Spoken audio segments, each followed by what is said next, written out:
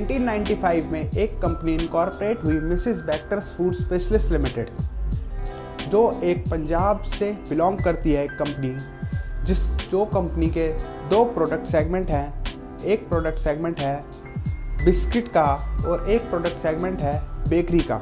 जो biscuit segment है वो एक ब्रांड नेम के अंडर अपने बिस्किट्स मैन्युफैक्चर करती है और सेल करती है। जो ब्रांड नेम है वो है क्रेमिका, मिसेस बैक्टर्स क्रेमिका। जो उसमें प्रोडक्ट्स हैं, उसके पोर्टफोलियो है वो ग्लूकोज, डाइजेस्टिव, क्रैकर्स, क्रीमीज़, इस टाइप के बिस्किट्स वो बनाती है। और जो बेकरी डिवीज़न है उसमें जो उनका ब्रांड नेम है वो है इंग्लिश ओवन। इंग्लिश ओवन में जो ब्रेड्स बनाती है, pizza base, buns.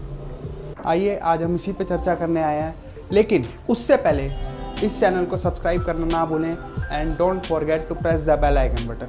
Mrs Bector का जो IPO आया था, क्या आप उस IPO में अप्लाई कर पाए? अगर आपने अप्लाई करा तो क्या गारंटी है आपको उसके शेयर्स अलॉट हो पाएंगे? तो हम इस वीडियो में उसी पर चर्चा करेंगे। तो डोंट वरी, निराश होने की कोई ज़रूरत नहीं। हम आपको बताएंगे कि आप इस कंपनी में शेयर्स कैसे परचेज कर सकते हैं। तो चलिए पहले इस कंपनी के बिज़नेस को समझते हैं। एक्चुअल में ये कंपनी बिज़नेस क्या करती है।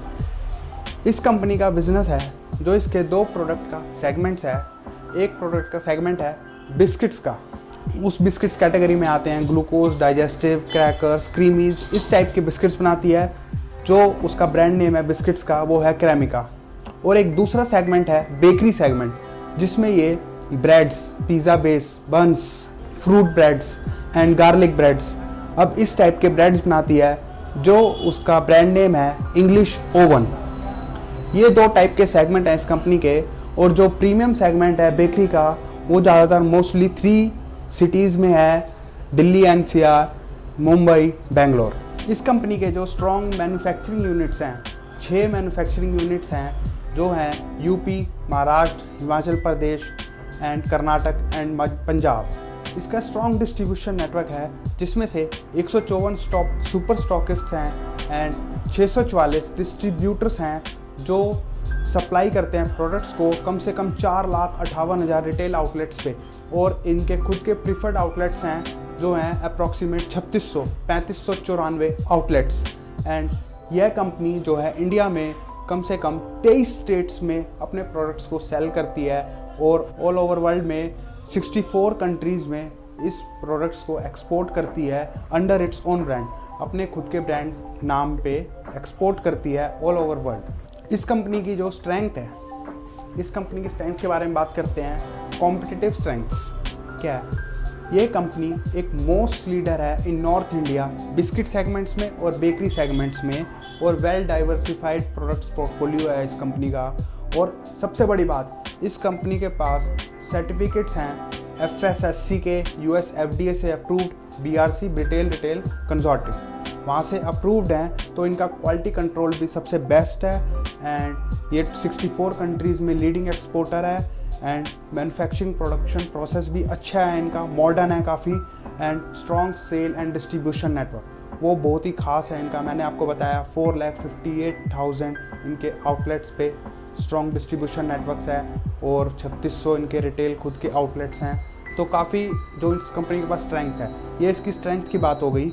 और लेकिन जो एक 3 मेजर कंपनी है जिससे इसे compete करना है, 3 major company like Britannia, ITC and Parle, तो उनके कंपैरिजन में अभी ये काफ़ी छोटी कंपनी है, स्मॉल कंपनी है।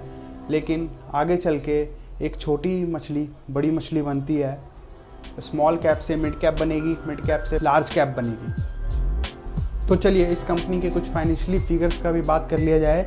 जो फाइनेंशियल ईयर 20 है, इस कंपनी का जो रिवेन्यू कमाया था वो था 764 करोड़ एंड जो प्रॉफिट आफ्टर टैक्स था वो था 30 करोड़। और जो रिटर्न ऑन इक्विटी था वो था 9.92%। एंड इस कंपनी पे जो कर्ज है, वो डेप्ट है, वो है 102 करोड़ का और इसकी नेटवर्थ है 398 करोड़ की। तो इसका डेप्ट इक्विटी रेशो भी 0.25 अप्रॉक्सीमेट है, जो काफ़ी रीज़नेबल है। इस IPO के बाद जो ये 540 करोड़ का IPO आया, इसके बाद जो प्रमोटर्स की होल्डिंग रहने वाली है इस कंपनी में IPO के बाद 51%। और ये कंपनी IPO के बाद कम से कम 1700 करोड़ की कंपनी बनने वाली है, जो इसकी मार्केट कैप होगी 1700 करोड़ जो एक्सपेक्टेड है। जो इस कंपनी का ये 540 करोड़ का आईपीओ आया है, 540 करोड़ का 286 से 288 रुपये के प्राइस के बीच में आपको अप्लाई करना था। तो जो ये प्राइस है ये इसकी बुक वैल्यू से 4.5 गुना महंगा आया है, तो 4.7 टाइम्स, तो 290 रुपये पे आपको अप्लाई करना था। तो जो 540 करोड़ का जो इन्होंने फंड रेज करा है, इसमें से जो 500 करोड़ रुपए हैं वो ऑफ़र फॉर सेल है। जो इसमें ऑलरेडी इस कंपनी में इन्वेस्टेड थे पीई फंड्स, वो अब इस कंपनी से डाइवेस्ट कर रहे हैं, वो अब बाहर निकल रहे हैं। और जो 40 करोड़ है, 40 करोड़ का जो फंड रेज करा है इन्होंने, वो अब इनका एक प्लांट है राजपुरा पंजाब में, उसे एक्सपेंड करने जा रहे हैं ये। वहाँ पे अपने बिस्किट्स की प्रोडक्शन बढ़ाना चाहते हैं ये, तो उसके लिए 40 करोड़ रेज करे हैं पब्लिक इशू के थ्रू। और आने वाले टाइम में इस कंपनी का प्लान है 2023 में एक मध्य प्रदेश में ग्रीनफील्ड प्रोजेक्ट लगाने का, जिसके लिए इन्हें 100 करोड़ रेज करने पड़ेंगे। तो उसके लिए इन्होंने प्लान बताया है कि वो इंटरनली रेज करेंगे। ये तो बात हो गई इस कंपनी के फाइनेंशियली फिगर्स की, जो फाइनेंशियल ईयर 20 के मैंने आपको अप्रॉक्सीमेटली बता दिए हैं। और आपको ये भी पता है कि इसके जो मेजर कस्टमर्स हैं बेकरी में, वो McDonald, Connaught plaza, burger king, ये इनके मेजर कस्टमर्स हैं जो इनके पिज़्ज़ा बेस बन्स अपने बर्गर बनाने में, पिज़्ज़ा बनाने में यूज़ करते हैं। तो मेजर कस्टमर्स भी हैं इनके पास काफ़ी। तो ये तो हो गई इस कंपनी के, आपको मैंने रिव्यू दे दिया है ये कंपनी क्या काम करती है और क्या फाइनेंशियली कितनी स्ट्रॉन्ग है और क्या इसके पास स्ट्रेंथ है और क्या वीकनेस है। वीकनेस तो मुझे कुछ लगती नहीं है इस कंपनी में ज़्यादातर, बस ये है अभी स्मॉल कंपनी है, बस ये है इसे मार्केट में जो डोमिनेट प्लेयर्स हैं आईटीसी, ब्रिटानिया, पार्ले, बस उनसे कंपटीशन में लड़ना पड़ेगा। ये कंपनी जो है एडवर्टीज़मेंट में अपने रेवेन्यू का सिर्फ 1% खर्च करती है, और जो बाकी डोमिनेट प्लेयर्स हैं ब्रिटानिया वगैरह, वो कम से कम अपने रेवेन्यू का 5% खर्च करते हैं। तो इस कंपनी को भी एडवर्टीज़मेंट एंड मार्केटिंग करनी होगी, जिससे इसके प्रोडक्ट्स आगे चल के बिकें। ग्रे मार्केट में अनुमान लगाया जा रहा है कि ये शेयर प्राइस अच्छे खासे प्रीमियम पे लिस्ट हो सकता है। जो आईपीओ में 286 से 288 रुपये पे आईपीओ आया था, वो अच्छे खासे प्रीमियम पे लिस्ट हो सकता है। तो जिसका आईपीओ में अप्लाई करना मिस हो गया या जिन्होंने अप्लाई करा उन्हें शेयर्स कम अलॉट हुए, तो ज़्यादा जल्दबाजी में ना खरीदें उस टाइम पे, क्योंकि आपको उस टाइम पे ये महंगा पड़ सकता है अगर आप प्रीमियम पे ख़रीदेंगे, क्योंकि ऑलरेडी ये बुक वैल्यू से 4.5 गुना महंगा शेयर आया था आईपीओ में। अगर आप इस कंपनी में इन्वेस्ट करना चाहते हैं, आपको इस कंपनी की कंजम्पशन थीम अच्छी लगी, कंजम्पशन स्टोरी अच्छी लगी, तो आप जल्दबाजी में शेयर को उस दिन ना खरीदें, क्योंकि आपको ये उस टाइम पे महंगा पड़ सकता है।